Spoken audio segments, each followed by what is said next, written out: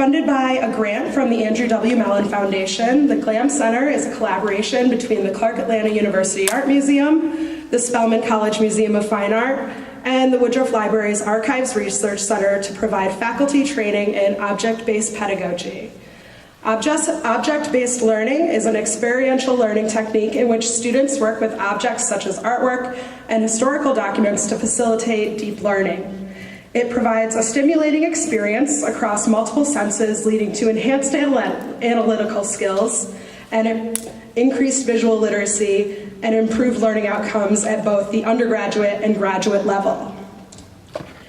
The main goals of this collaboration are to provide faculty training in how to infuse the use of objects from the AUC libraries, archives, and museums into the institution's curricula, to introduce students to the value that the AUC libraries, archives, and museums can provide to support and enrich their academic studies, and to increase visibility, resource sharing, access, and discoverability of the AUC libraries, archives, and museums through a shared digital platform and online portal. Swag Center for History and New Media.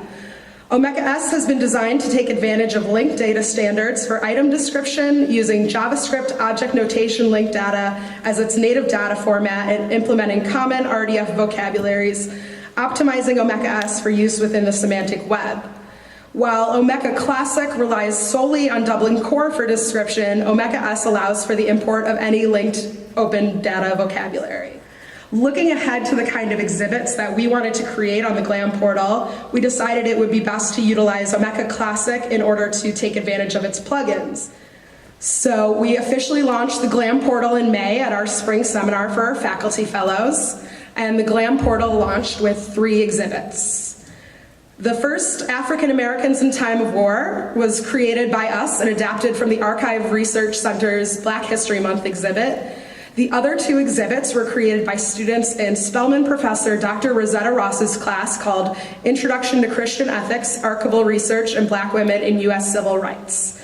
These student exhibits were the first product of the work the GLAM Center is doing to integrate object-based pedagogy into AUC classrooms.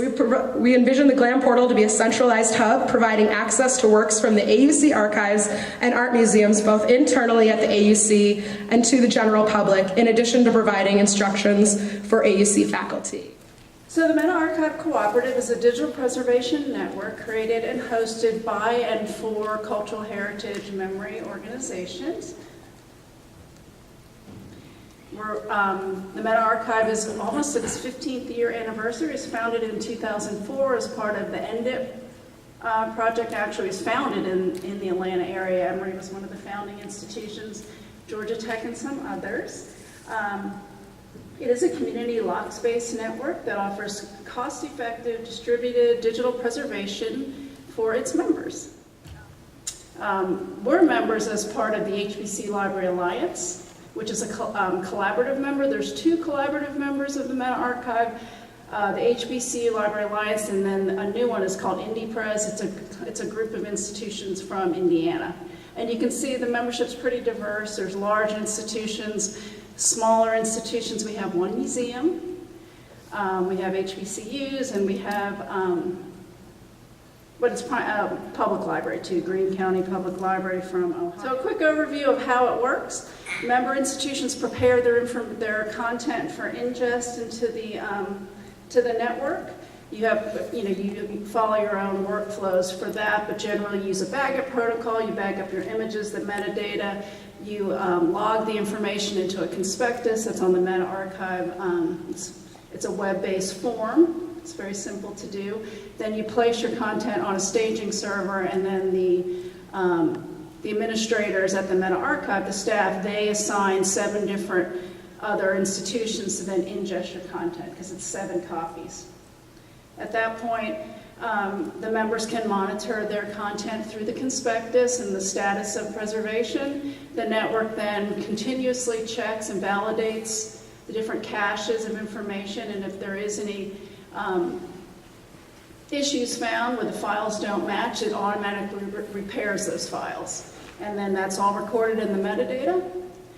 This is dark storage. It's meant for like emergency backup. Files can be restored. You have to request that from the Meta Archive staff, and then they will pull materials, download it from the network, and then put it on a server for you to then upload. We're working on workflows and how it interacts with other different content management systems as well, but we have people that use DSpace and ContentDM and Digital Commons, Islandora. So the project we're working on now is this the Supernode Network pilot project, and the purpose of this is to really bring in smaller organizations that may not be able to host an actual server. So where we are right now, we're participating as a pilot ingester, so we are going to ingest content onto one of these test Supernode sites, and we're also testing different tools. So we're using Exactly, OwnCloud, and FTP for how to transfer the files. But thank you, and the staff are very helpful there. If you have any more in-depth questions, if you're interested in joining Meta Archive, do we have any other Meta Archive members here? I don't know if we do, but